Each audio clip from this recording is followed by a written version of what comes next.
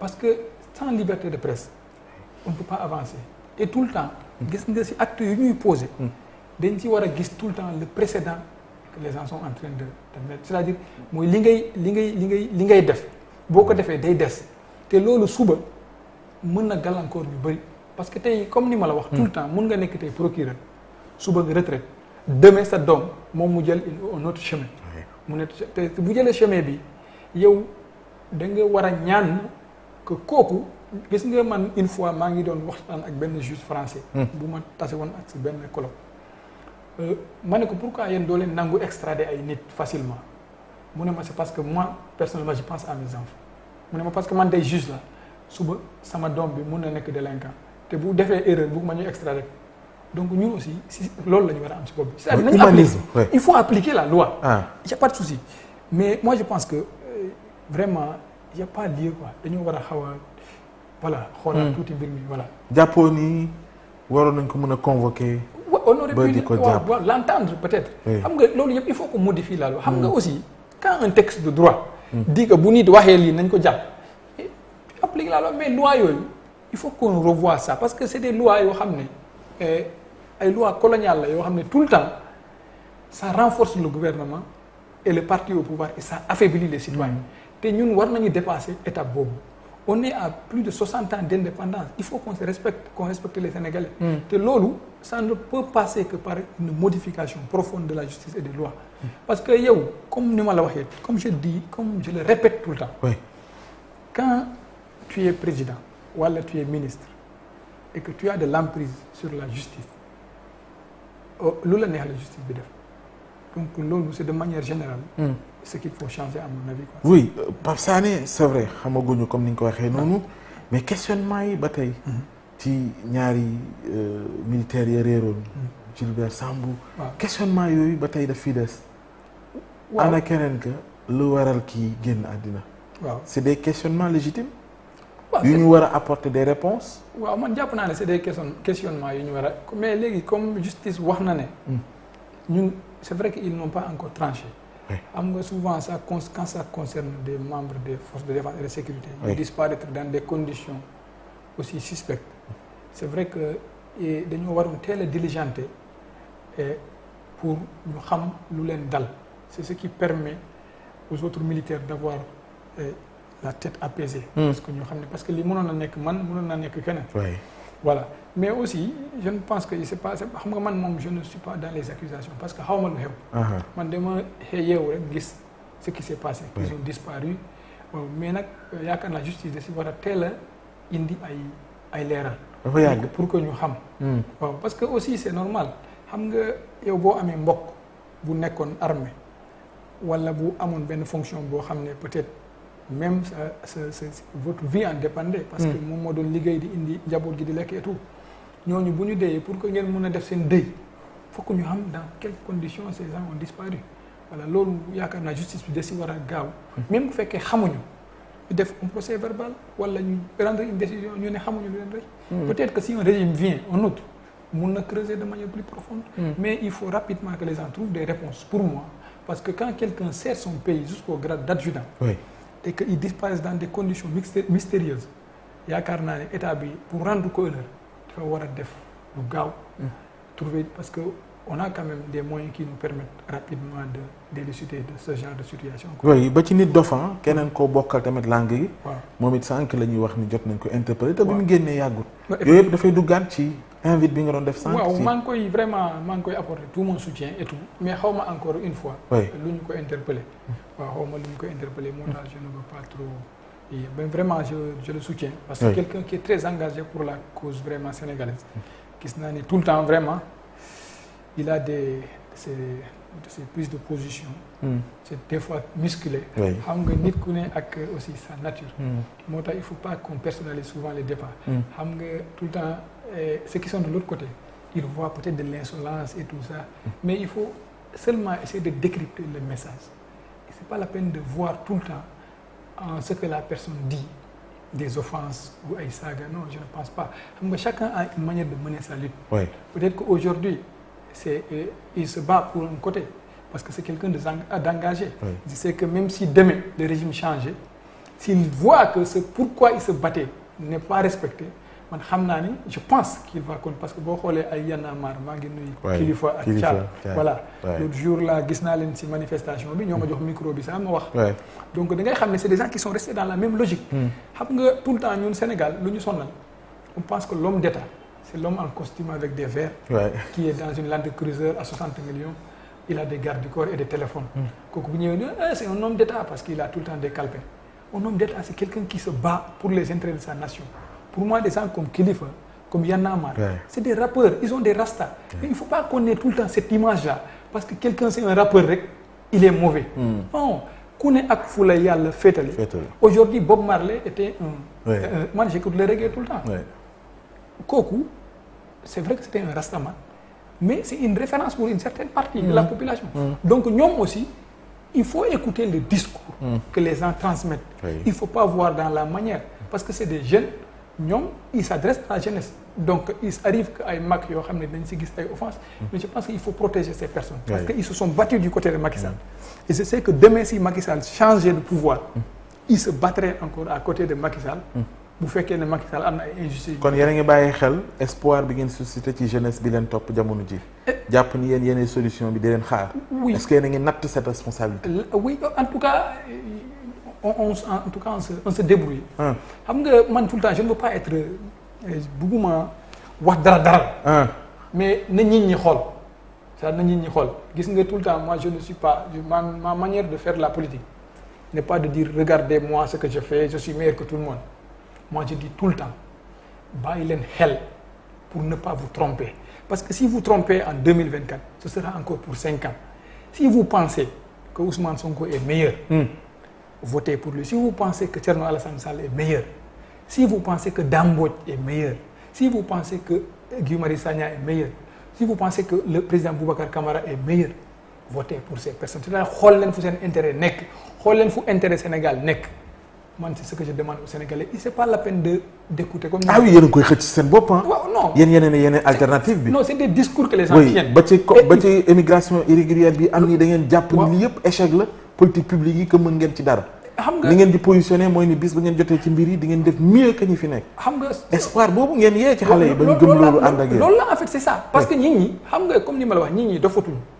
les gens ils connaissent ceux qui sont sincères et ceux qui tiennent des discours pour endormir la population am na ñoo xam ne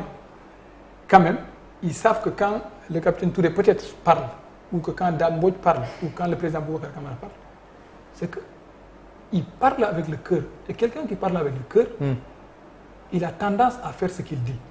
moi sur la question de l'immigration je ne sais pas si vous voulez que je l'aborde mais bien sûr moo tax mu dugg ceeg yow voilà xam nga sur cette question il y a un problème c'est vrai que le problème est un peu lié à cette pression sociale que nous vivons à la manière du gouvernement de réprimer mais il y a aussi un problème dans l'éducation xam nga moi j'ai tout le temps dit qu'il faut essayer de réformer notre éducation gis nga xale boo koy jàngal doo ko jàngal ne ko kële moo la gën kële moo la découvrir il faut enseigner les Sénégalais le Sénégal et les Sénégalais ne leen li ngeen di dem uti fële fii la njëkkee woon Afrique donc on peut l'avoir ici est-ce que vous avez compris ba pare xamal ñi ñeen que c'est nous qui pouvons changer notre pays te pour changer suñu dëkk il faut que nous-mêmes on s'y engage te loolu on le fait pour nous-mêmes mais on le fait plus pour nos enfants parce que nous comme ni ma la wax tey même bu ma nekkoon un candidat ma gagner les élections je peux pas trouver à tout le monde du travail dans 2 ans ou 3 ans donc il faut un esprit de sacrifice boo xam ne ñu def ko gis nga j'ai dit l'autre jour là à Walf que même nos écoles les canalisations là ñun ñoo war a simmi suñu loo gis nga qu'est-ce qui fait la force du président Kagame aujourd'hui peut-être que c'est quelqu'un qui n'est pas dans la démocratie telle que nous le voyons en Europe wala nu ñu koy gisee si ñun mais nit la boo xam ne li ma la woo il a l'appel moo la fay njëkk bu waxee nañ dem gas canalisation moo lay njëkkee dem gas bu waxee nañ dem defar ay fleurs moo la fay njëkk donc c'est comme ça il faut qu'on ndax yéen li ngeen di wax yéen a ngi ci it ñu ngi am yow de gisoon nañ la ay jamono nga nekkoon ci tool ya da nga cee génn man je viens du village xam nga c'est tombé avec cette période mais man gis nga pourquoi j'ai pas peur de la misère parce que moi je viens de Touba ragaluma ko moi je connais très bien comment dire le pâturage je connais les champs voilà donc xam nga aussi mbir moom boo si eggul. mun nga wax peut-être boo fa eggee nga fekk fa une autre réalité mais lenn rek la ñuy am yéene. voilà yàlla yéene moom am nañu yéene. def bu ngeen jotee ci réew mi mën ngeen def lu. effectivement lu gën li fi ne. xam nga je ne veux pas tout le temps mettre cet accent là si jot réew mi parce que moi je ne m'engage pas pour avoir le pays. je m'engage pour qu'on ait des lendemains meilleurs moo tax à chaque fois qu'on parle de jot réew mi. je suis gêné quoi. oui mais vous êtes candidat déclaré. Oui, je suis candidat oui mais. vous voulez compétir te yaa ngi cay dem. tout le temps yaa ngi ut parrainage. mais tout le temps c'est dire que l'objectif de cette candidature c'est d'abord participer à changer les choses participer dans le débat public et aussi atteindre des objectifs d'une organisation citoyenne. oui mais Sénégal gu dëggu moom lan la. effectivement non c'est vrai xam nga je dis que. Ouais. il faut pas tout le temps mettre l'accent sur cet aspect politique boo xam ne c'est uniquement être président. il faut voir le tout. oui voilà le tout quoi de manière générale. et bu boobaa yow lan la li nga jaay Sénégalais yi lan la. li may tey boo ko waaw boo ko doon li boo may ko doon jaay Sénégalais lan la. comme ni ma la wax tout tourne autour de la justice. vous savez nous avons d'abord pour avoir un projet complet il faut aller d'abord vers les populations c'est vrai que nous vivons au Sénégal nous savons ce que les Sénégalais vivent mais pour nga mën a concrétiser loolu il faut nga dem d'abord rencontrer les populations. gis leen laaj leen c'est quoi votre problème et comment vous pensez parce que boo defal nit dara da nga koy laaj yow yaakaar nga ne nañ koy résoudre donc de tout ça nous avons commencé à le faire. et consigner ça au sein de nos documents et pouvoir venir devant un plateau et le défendre mais il y a un aspect qui nous tient particulièrement à cœur. mooy la justice boobu moom on n'a pas besoin parce que moi j'y étais je sais comment ça marche donc ce que nous on prévoit fekkoon ne ñun la wala keneen bu ñëwee sax mun nañ ko proposer c'est-à-dire c'est de réformer la justice depuis la base c'est-à-dire déjà que au lieu que tey nit bu la yorelee 50 000 wala bu la yorelee 25 000 bu la yorelee même 10 francs foog nga yóbbu ko tribunal il faut créer d'abord une justice de base boo xam ne peut-être impulser benn nouvel type d'OPJ boo xam ne day spécialisé wu donc ça empêche un peu l'engorgement c'est-à-dire que prison yi ñu fees ay nit ñu engorgé ba pare te fekk dossier mun na def ay 3 ans donc on va comme la loi 84-20 boo xam ne si benn moment dafa doon wax ne am na ay délits yoo xam ne c'est tribunal d'instance moo ko doon kii on va trouver benn texte de droit boo xam ne day mun a jël ay catégorie d'infraction yoo xam ne avec un montant minimum nga ne lii officier de police judiciaire bi war na ko mën a gérer ba pare bu ko gérer ba pare nga créer l'institution du juge des libertés xam nga officier de police judiciaire bi même boo leen joxee compétence yooyu nga war a jox parquet bi am emprise ci ñoom c'est la même chose qui continue parce que da ngay jàpp nit war ko rendre justice procureur bi wala ne la bàyyi wala ne la ko noonu déféré ko man je règle ça ici donc ce qui fait que da ngay dindi officier de police judiciaire yi ci parquet bi yóbbu leen ci juge des libertés léegi bu ñu nekkee ci juge des libertés parquet bi dina am pouvoir de saisine mais du leen mën a jox ay instructions donc loolu bu amee mais en même temps parallèlement da ngay permettre au juge des libertés mu mën a contrôler ce que ces officiers de police judiciaire là font dans les brigades dans les maisons de justice ba pare aussi la première des choses qu'il faut faire quand le régime va changer ministre de la justice dafa war a def circulaire boo xam ne day wax képp kuy brigade ou commissariat ou lieu de détention na fa def ay caméras ba pare que les locaux soient aménagés ba pare nit ñi dafa am ay fu ñu mën a tëdd que nit bañ a tëdd ci karo ba pare qu'on interdit à ce que quelqu'un bu ñuy garder à vue mu fay nekk yaramu nen parce que bu caméra amee foofu am gardien parce que lu tax nit ñi ñu leen di fouiller mun nañ fouille moom ça c'est obligatoire mais mu leen ñu leen di simmi seen yére yi c'est pour parce que ñenn ñi dañuy utiliser seen yére yi di xaru wala di mais il faudra mettre à disposition des forces de l'ordre yoo xam ne c'est suffisant ba pare def ay caméras ba pare jàpp nit ñi traiter leen comme des humains comme ni ma la wax même boo jàppee nit nga emprisonner ko au nom de la loi à partir du moment que la prison ne répond pas aux droits de la personne cette prison n'est plus légitime ba pare en prison faire de telle sorte que ce qu'on appelle paquetage yooyu vraiment mu bañ a am te loolu pour mu bañ a am il faut créer peut-être une structure boo xam ne c'est civil boo xam ne parce que y a une organisation observatoire des de liberté voilà mais malgré cette présence là il y a aujourd'hui des situations compliquées dans les gens xam nga on n'a pas de preuves parce qu'on n'y a pas été mais ce qui sort ils en parlent donc pensons à nous parce qu'aujourd'hui nous sommes libres demain nous pouvons y aller donc c'est ce qui fait que il faudra qu'on se batte pour peut-être fermer d'abord la prison de Rebeuss. Oui. Et oui, la fermer parce que c'est une prison qui date de 1929.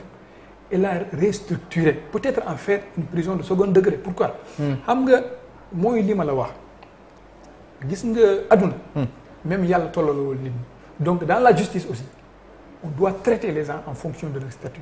Peut-être, pourquoi pas, parce que ça existe en France, aux États-Unis. Aujourd'hui, Nicolas Sarkozy ne sera pas traité de la même manière que quelqu'un qui est détenu pour terrorisme. Et on a vu des terroristes, ils ont participé à tuer combien de Français? Mais ils sont dans des cellules, ils ont une télé, ils ont des lampes, ils ont tout. Pourquoi nous, on ne se respecte pas? À chaque fois que yow nga détenir nit nga humilier sa bopp nga humilier parce que nit boo xoolee man tout le temps damay wax nit ñi boo gisee dof ci mbedd bi dox solul yéen mais sa bopp nga koy xoolee parce que li mu am yëpp am nga ko ku ko gis na la. Donc c'est pourquoi on doit respecter l'être humain loolu c'est essentiel. Léegi aussi par rapport